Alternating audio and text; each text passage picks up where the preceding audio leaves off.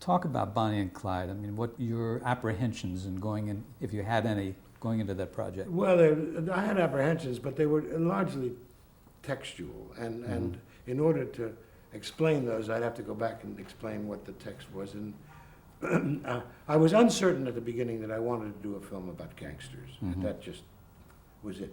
And then, the more I thought about it, and the more I talked with Benton, about Robert Benton and David Newman, who wrote it, the more I realized that wait a minute, there can be a very potent social film here about the Depression and what it was like.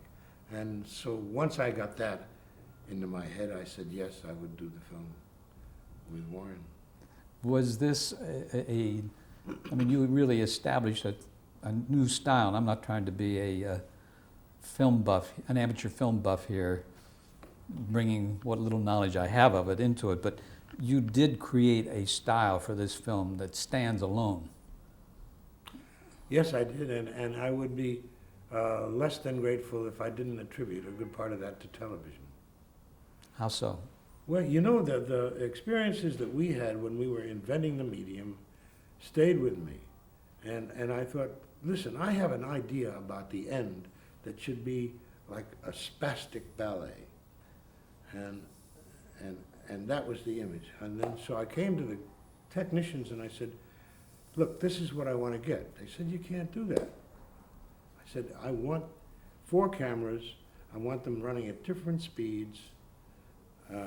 I want them ganged together, and I want to roll them all at the same time. And they're going to be running, you know, 24, 48, and on up over 100 frames per second, which meant that they're, you know, from a little camera with a little magazine to a camera with a huge magazine, and they had to be ganged together and done. But in film, you know, by that point I could say that's what I want.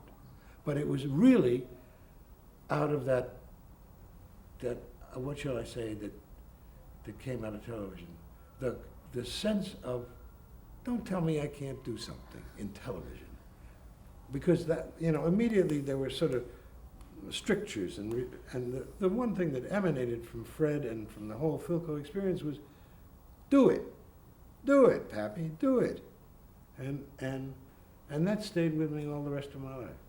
That attitude of,